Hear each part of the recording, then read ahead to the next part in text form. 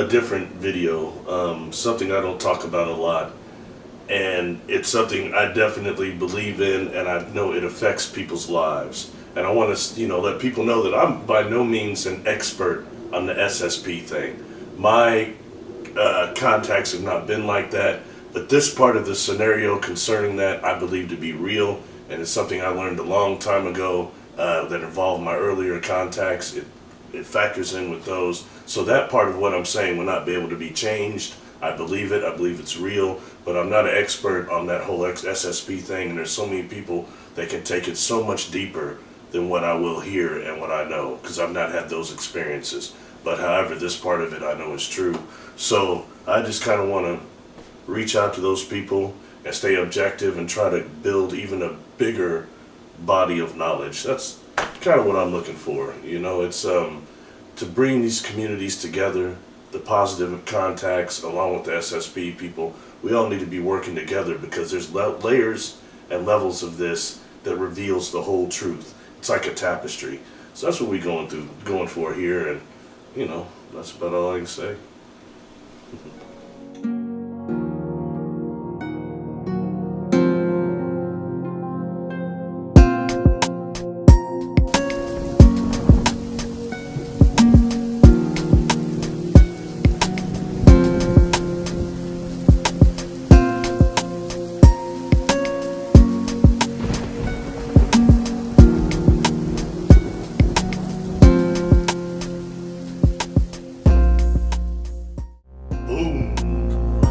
Salutations. Gonna cover something slightly different here, and I want it to be known that I am not an expert at the SSP program or those type of abductions, but this part of the phenomenon that is connected to that, I believe firmly it's something that happened, is connected to my childhood experiences, so that much I will not be able to change to what I believe on this. But outside of this, I'm sure there's many that can expand much more than I, so I want to fully acknowledge that. For me, this goes back to an experience that I would call the acid rain experience. You can look back on the channel and reference that, all right, and that would be this situation right here, this experience, all right, and this involved Xandar, kind of sound like Yandar, and he's the being right here, and him floating over these deck plates in this experience, and he's communicating things with me, and this was a trip because I've talked about this being before, all right, but this goes to when I was trying to ask, and information is given me, and let me say, when really in the presence of a non-human, keep it at 100, all right, keep it at 100 when in the physical presence of a non-human, and they're answering questions in your mind before you can actually even form them, you get a whole lot of information is transferred at that time. I don't know to call it a download because it's still an open frequency. But I mean, so much comes through that you have to start delving into your superconscious and subconscious to retain all the information that was given. That even on those levels, although you think you know consciously, but it's overwhelming to be in the presence of a non-human. I don't care what nobody says, even if they're emitting that love frequency like this being was. There's an amount of wonder there. Anyway, so this would go back to when answering that, and he's telling me that places I wouldn't know universal-wise, distance-wise, and the next thing he says is start focusing on, since I didn't understand that fully, the exo-space-time continuum thing, he told me to start focusing on the planets, the third and fourth planets outside of Pluto, and that those were bases that were jumping off points for them into our solar system because they have problems with the density here, and also that something is wrong here. One of them was he went into this planet, the atmosphere, what I've told you before. I call it the M&M effect, which is the microwaves and metals in the atmosphere that is very dangerous to other entities when they come out of these craft, all right, humanoid or not. That's one problem here. And then the other would be some type of a field, we'll call it a net, a frequency that affects people or souls when you come here. And it has something to do with why you don't remember your soul life memories. There's a connection there and how that's a danger, and that's what this that's coming through this. So, that gave me an interest in this. I want to know more about it. So a lot of information I've given you goes back to that time. Some of it is information I collected in the late 80s and a lot in the 90s. So this isn't something before this was trending real hard like it is now when I talk about this dark net. So anyway, from these trans-Neptunian objects, when you start coming into this solar system, it starts at Saturn. And I found that interesting that Saturn looks like an antenna actually. And when you start using, and Saturn is generating this type of a field of energy, this, I don't know if we should call it scalar now or not. I'm going to call it, Neurogenic Field, because that's something that I kind of took from, I stole that from Star Trek Voyager. There's an episode, for those of y'all that really like that series, there's an episode where they fly near this planet where there's a race of extraterrestrials that are just knocked out. They're asleep. But they've got these devices and themselves that are generating this neurogenic field, and the neurogenic field is putting the crew of Voyager asleep, and they can't differentiate their sleep from reality. So it's kind of interesting, Anyway, that's where I'm getting this word anyway. So this neurogenic field starts at Saturn, and for me the connection was, although this situation started to me here. Oh, there's another picture in the situation, that engine that was connected to Xandar and that experience also. Anyway, the next part of that experience for me would have been that years prior to this, which would have been the 6th grade for me, I came across that book. I was actually guided to it, The Ring Makers of Saturn by Norman Bergen, which has become somewhat famous now due to that interview he did with, was it Kerry Cassidy, and where he's saying, oh, there were black people, and he didn't say they were from Saturn, he just said they got off that ship in the naval yard. And then she's asking him, you mean brown? He goes, no, black, they're black. So everybody's familiar with that one right there. Sorry. Anyway, that's why everybody's familiar. He did exaggerate it like that. A partner of the films just kind of smiling. he did exaggerate it like that. Anyway, but prior to that, I had actually been guided to that book, and I tried to read it. Now, mind you, I was a kid, and I had problems understanding the telemetry and that part of it, but I can understand he was trying to say there were these crafts that were mining and maybe making the rings and things of that nature. So I think that is connected to this neurogenic field being created by Saturn, which does look kind of natural. It's interesting, and all the mini moons around it. And then that field starts being enhanced by other methylitic ancient structures at other planets in the solar system. So in that case, kind of look at, I'll put a picture of it up, a book I read back then, or probably in the 90s, by David Hatcher Childress, where he's talking about there's a lot of other extraterrestrial archaeology on other planets like Uranus and other ones.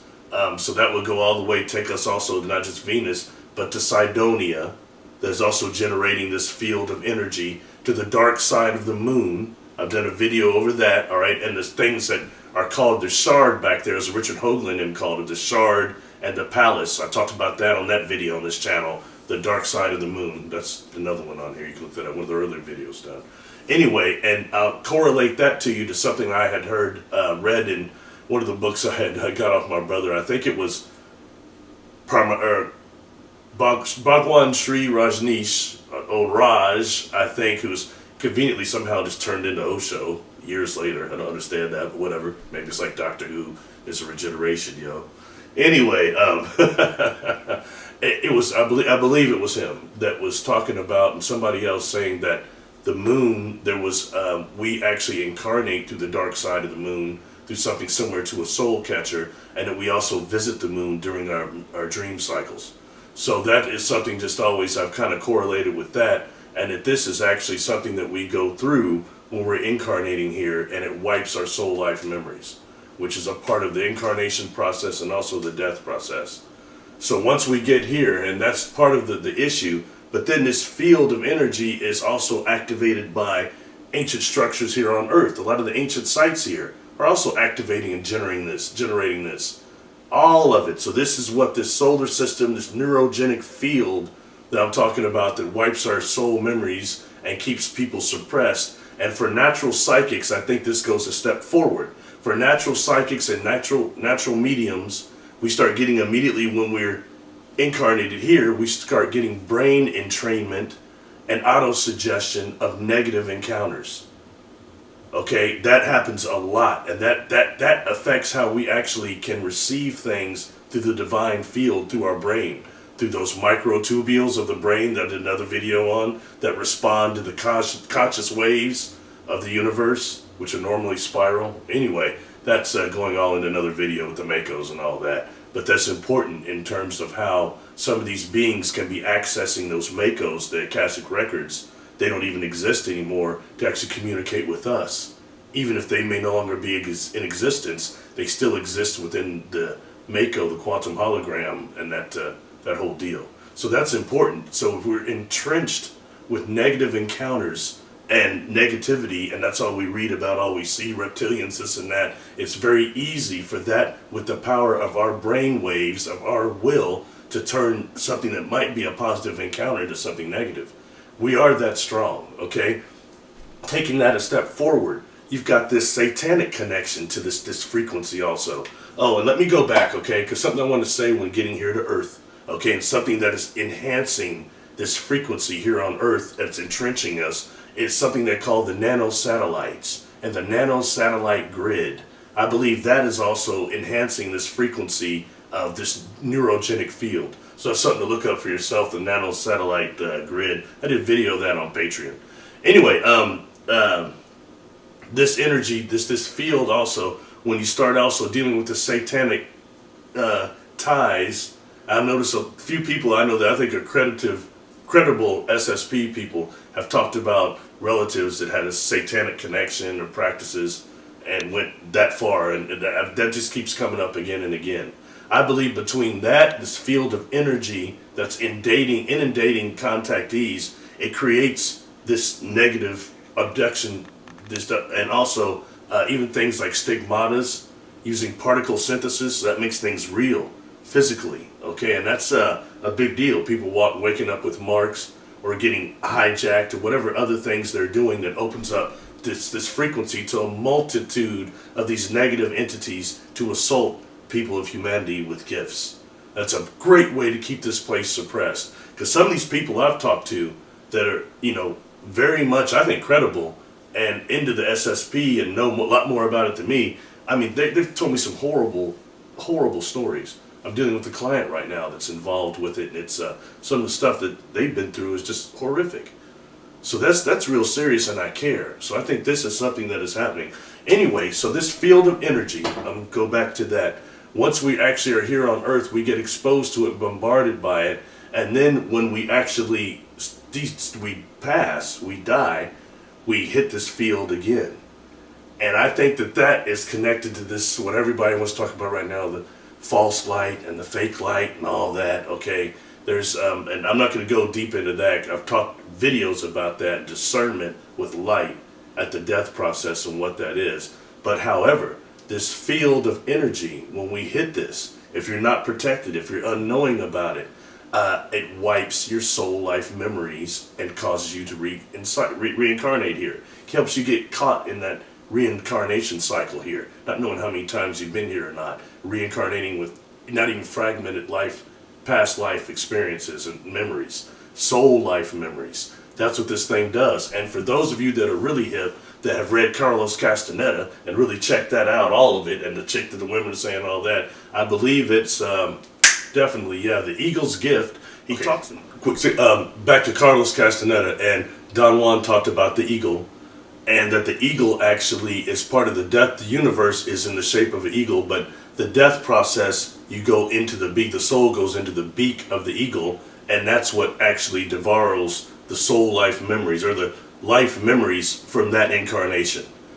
And that is something I think would be this neurogenic field I'm talking is created by this this solar system. It's the same thing, I believe. So just take that in terms of correlation with what Don Juan, old Mattis, what he said about the eagle, and how that's what the beak is, and how that the death process actually wants our life memories.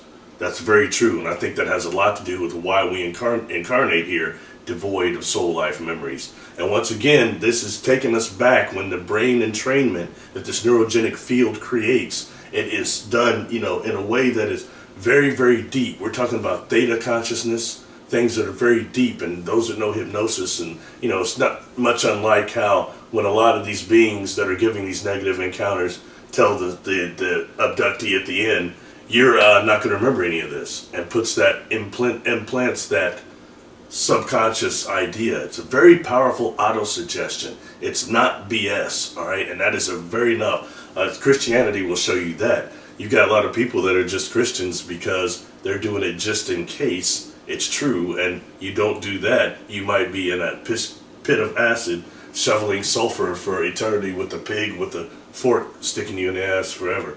That's a powerful auto-suggestion. That's not to make people just go with this religion just in case. Auto-suggestion.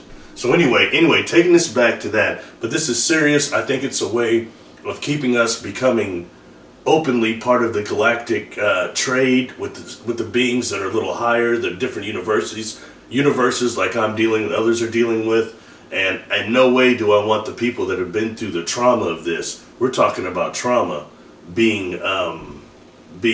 sequestered or anything like that. That's why I'm reaching out about this and talking about this, like I said, and this is I firmly believe this field of energy exists here. It messes with our morphogenic fields here. It's all sorts of stuff to keep us asleep and to keep us nullified and to keep the people that would be contactees with probably higher civilizations nullified with these negative beings, with these governmental programs and all this other stuff they're doing that is just absolute traumatizing. I mean, you're talking about the biggest this is all dark satanic crap. And that's what's really down here, and that's what this whole field is from all these sites in this solar system. So that's my point at this. I'm going to look at my notes real quick, but I think the point has been given. I appreciate everybody's support. Please subscribe. Push that notification, that bell on there so you get notified when I put something else out. I was going to once again probably quit doing videos, but more people came to Patreon and they wanted me to go forward. So this is a YouTube video. Much thanks to the Patreon people for it. I think that's it. This is stuff to chew on. What is it? Food for thought. All right, something to chew on. I appreciate listening. Like again, I'm not an expert at this, but this part of it I believe firmly, and I'm sure there's so many people that can take this and be so much more intricate with it, especially how this regime functions on Earth and the things that come along with it that are physical, that are ruining lives, lost time, all the other things that they're doing right now that's just horrible. So in that way, hopefully maybe this will get a good thread going. People are starting to talk more, saying, I met people on your platform. Hey, cool. That's what I'm doing this for. So thank you very much. Please subscribe. Check me out on Patreon. Trying to get my email straightened out again and get back to those people I didn't. Peace.